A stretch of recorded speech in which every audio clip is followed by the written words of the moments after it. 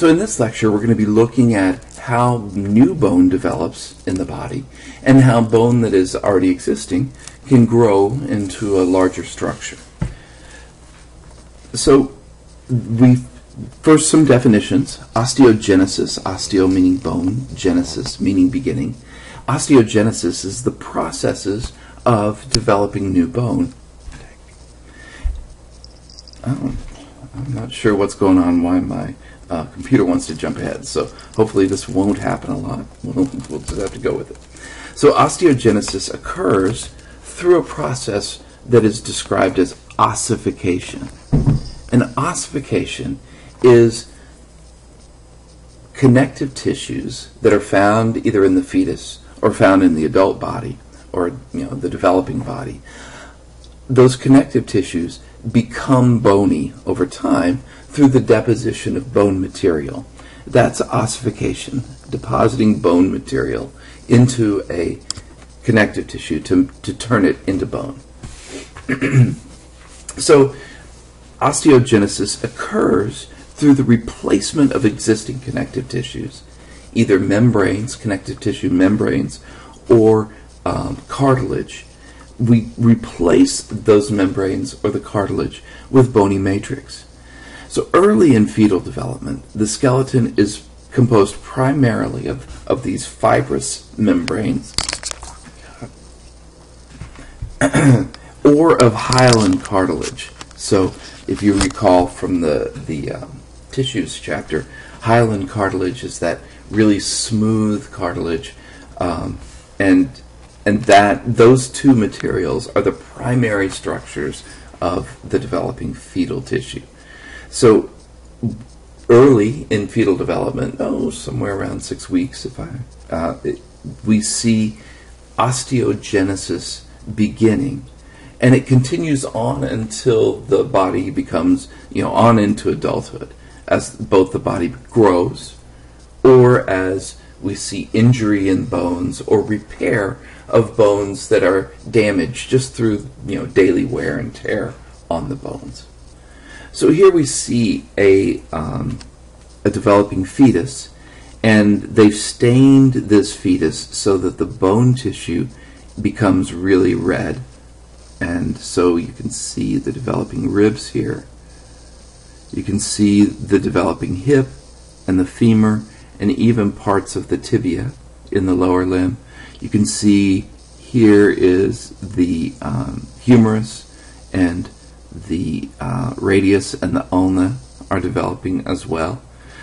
Notice that the skull is still just membranes. It has not yet there's not much in the way of bones here in the skull, although you can see some beginning membranous ossification that's going on here, sort of at the anterior portion of the skull. So there are two ways that bone develops in the fetus. The first is described as intramembranous ossification, and that's when bone tissue develops among these sheets of fibrous connective tissue that are forming the fetal structure. Then there is also, and this is the primary, most of the bone in the body develops through what is known as endochondral ossification. Endo meaning inside or within. Chondra, if you remember, that is a prefix that relates to cartilage. So within the cartilage is how we see ossification occurring with endochondral ossification. So with endochondral ossification, bone tissue develops within a cartilage model, a shape that resembles somewhat the final structure. And this endochondral ossification occurs for quite a while in the body until late adolescence and early adulthood is when we see endochondral ossification finally ending. So we'll first talk about intramembranous ossification. And intramembranous means within the membranes. So intra is within, membranous, of course, membranes. So we have connective tissue membranes in the fetus that have a lot of vascularization, so there's lots of blood supply to them. And they're built of a fibrous connective tissue. And that fibrous connective tissue forms the shape, then, of the developing fetus. So the places that we see intramembranous ossification include the skull, and the sternum and the ribs form through intramembranous ossification, as well as places like the pelvis. That's an intramembranous ossification region as well. So within these membranes that have lots and lots of blood vessels, progenitor cells go through developmental processes. They produce osteoblasts. Osteoblasts, remember, these are the early bone cells that do most of the building of new bone material. And they develop there within these membranes. And as they grow and develop, they begin to produce bony matrix around themselves. And on page 205 of the book, there's a great set of drawings that show intramembranous ossification occurring. So within those tissues, we see the development. If you look at, again, this is page 205, figure 7.8. Within the developing tissues, it becomes this little site where osteoblasts form. And as the osteoblasts grow and mature, they develop around themselves calcified bony matrix. And around them develops a lacuna. So they get this little chamber where the osteoblast, as its lacuna becomes fully developed, we say that it is matured into an osteocyte inside that lacuna. And so from this center, this ossification center, outward spreads the development of osteoblasts that then produce more bony matrix around themselves, lock themselves up in their lacuna, mature, until eventually we get the trabeculae of spongy bone forming. So most of the intramembranous bone is spongy bone in the center of the bone, but there beneath, just at the outer edges of where the bone is forming, osteoblasts begin to produce, rather than spongy bone, they'll produce compact bone. And the remaining tissues, the remaining connective tissues on either side of this compact bone, become the periosteum that surrounds the entire bone. So you have spongy bone in the center of these intramembranous bones, a layer of compact bone on either side of the spongy bone, and then on the superficial surface, both on the on the exterior surface of the bone and on the interior surface, or on the I'm doing a bad job of explaining this. Let's try this again. If these are the membranes here, and we have compact bone that develops on either side of the spongy bone. There, okay, so now I've got a picture that you can hopefully make sense of. Here's the compact bone. This is the spongy bone. Then the unossified membranes there on the outer surfaces of the compact bone, those are that becomes the periosteum. And then, of course, lining the trabeculae will be the endosteum. So this is how we produce the flat and sesamoid bones of the body. So all the bones of the skull, the mandible, the clavicles, the hip are all flat bones, and the ribs, we could add that to the list, and sternum are all flat bones, and then the patella and any other sesamoid bones are formed through intramembranous ossification. All right, so that's intramembranous ossification. Now we're going to look at endochondral ossification. So in the fetus, as we've suggested, much of the skeleton forms from these hyaline cartilage models. They're just small versions of the bone, and they're chunky, stubby models. They don't really resemble the future bone very much. They're just this kind of blocky chunk of cartilage, and the cartilage grows really quickly, but without blood supply. And remember, hyaline cartilage doesn't have much in the way of blood supply. The chondrocytes that are in the center of the bone, they will fairly quickly in the process begin to die. And as periosteum develops around the exterior of the cartilage model, it provides this pathway that will bring in blood vessels. And so we get two things happening. Cartilage model grows, but the bones in the center, the cells in the center begin to die. And with the periosteum that begins to develop on the external surface of the cartilage model provides a pathway, and we start to get invasion of the cartilage model with blood supply. So along the pathways that the blood supply is making it into the cartilage model, osteoblasts develop, and osteoclasts also move in.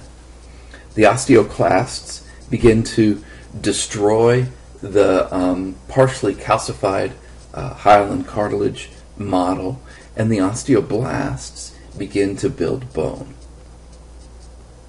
So spongy bone develops, and then it's pretty quickly remodeled into compact bone. So we had this primary ossification center, this region in the center of the model,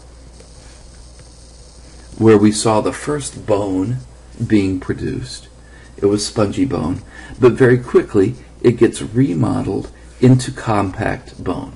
So what we're seeing is the development here of the diaphysis, the bone of the diaphysis, which, remember, if you recall, is filled primarily with, or built primarily of compact bone.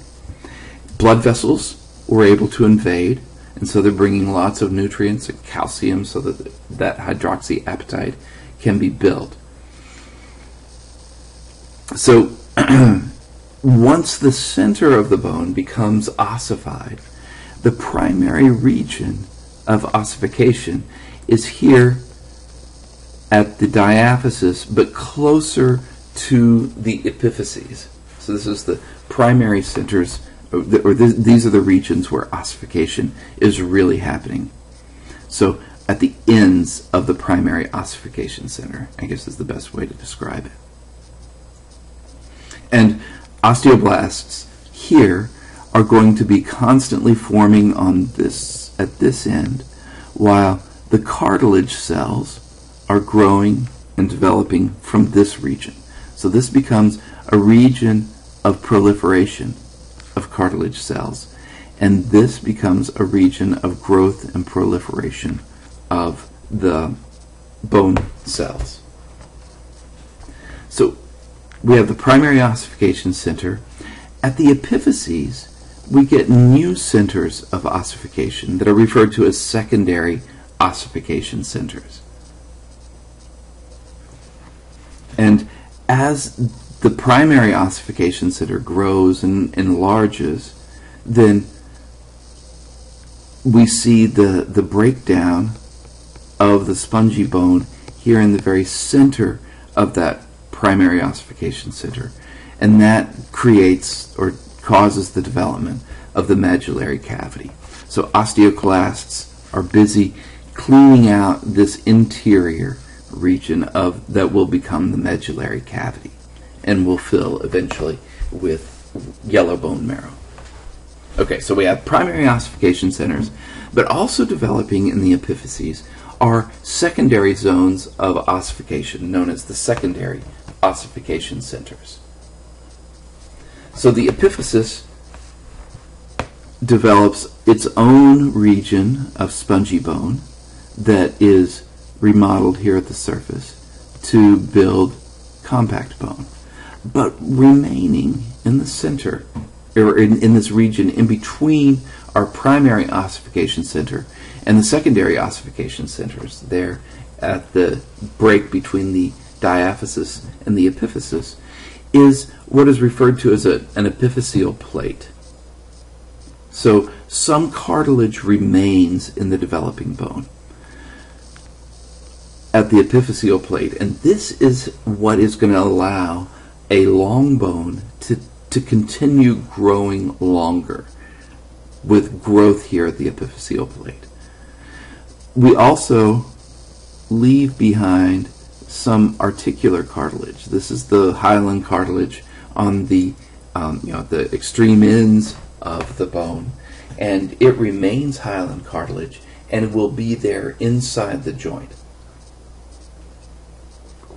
And it's going to provide a smooth surface that allows for easy and smooth bone movement, or joint movement.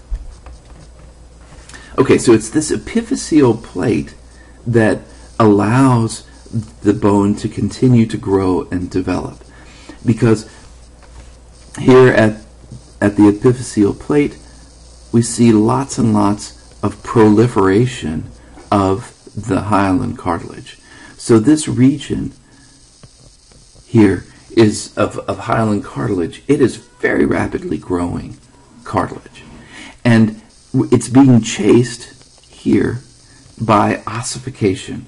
And so as the cartilage grows in this direction, it's being constantly chased by ossification.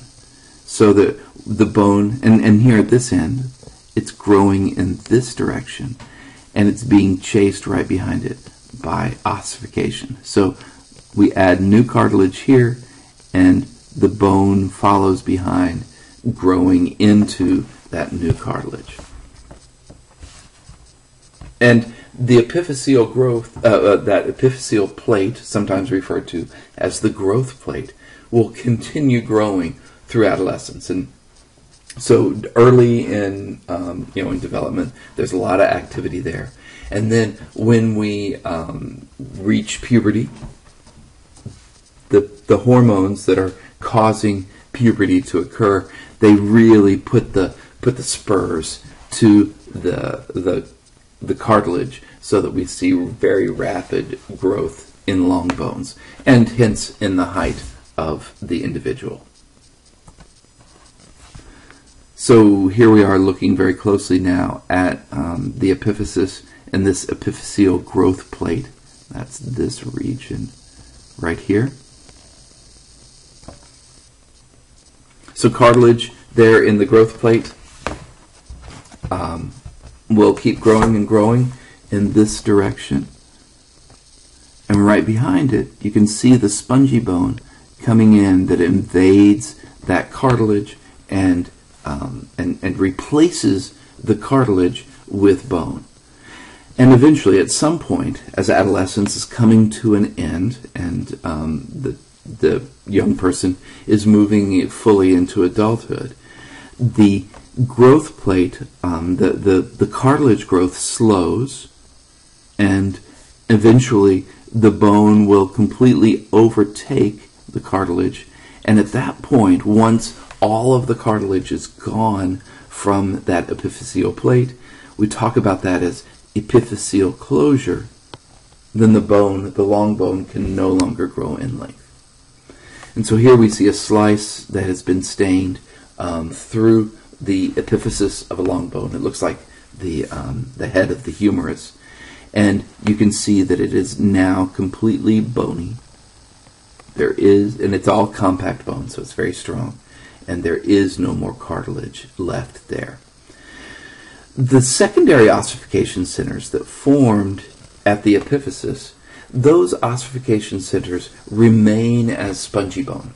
So that spongy bone never gets replaced with either a medullary cavity or with compact bone.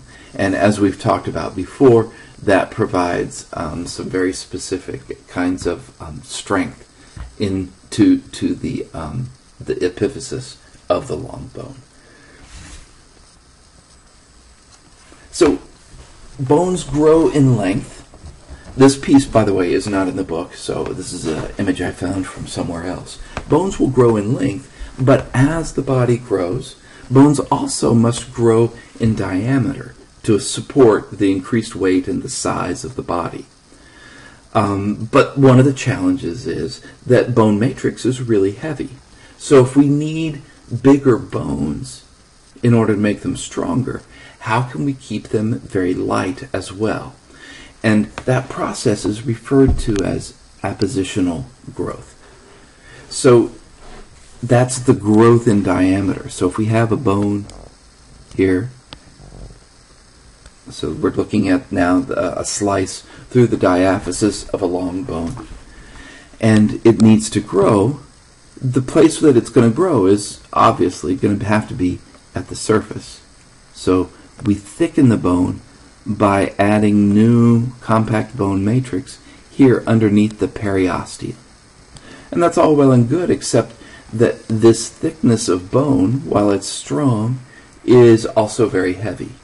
And so there's a process where osteoclasts move in to this region. You can see it here. They've shaded it lighter there. This region of bone reabsorption forms there at the medullary cavity that hollows out and enlarges the medullary cavity so that it becomes larger.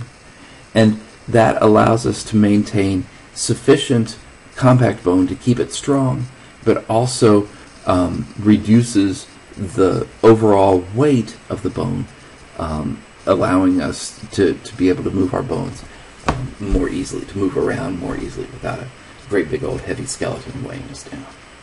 So there, you've seen three kinds of growth in bones.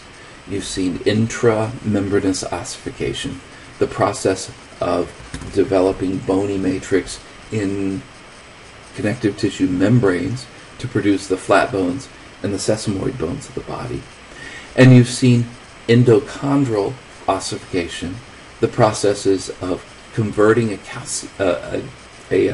cartilage model that sort of resembles the shape of the bone, growing that cartilage model and replacing the cartilage with osseous tissue, producing this endochondral bone. And then last of all, appositional growth that allows the development of larger, stronger bones that are hollowed out in the center so that they're not overly heavy.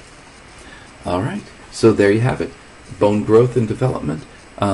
Great descriptions of this in the book, so I encourage you to spend time with the images in the book and with the text, because it also provides really good descriptions. And we will end our work for this lecture.